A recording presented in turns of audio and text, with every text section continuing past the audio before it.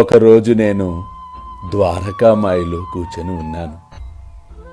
అకస్మాత్తుగా అదే మన అమరావతి నివాసియగు దాదాసాహెబ్ కాపర్దే ఉన్నాడు కదా, అతని భార్య తన చిన్న కొడుకుతో కలిసి నా వద్దకు వచ్చింది.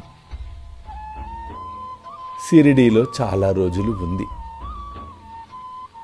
ఒకనాడు ఆ కపర్దే కుమారునికి తీవ్ర జ్వరము కూడా వచ్చింది. అది ప్లేగు జ్వరముగా మారింది. ఆ తల్లి మిక్కిలి భయపడింది.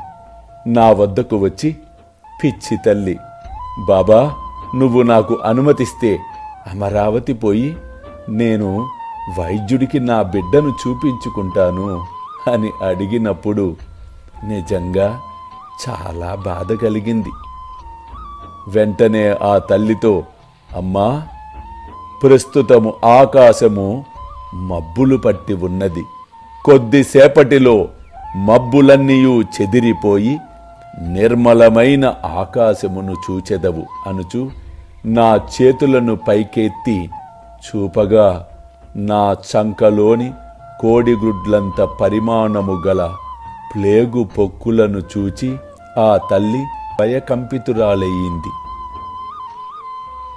అప్పుడు చెప్పాను, అమ్మా నా భక్తుల కొరకు నేనెట్లు బాధపడదనో చూడుము. వారి కష్టములన్నీయూ నావే. నీ బిడ్డకు కొద్దిసేపటిలోనే త్వరలో రోగము మొత్తము తొలగును, దిగులు చెందకు అని ఆశీర్వదించి పంపాను. అలాగే జరిగింది. అల్లా మాలిక్, అల్లా అచ్చా కరేగా.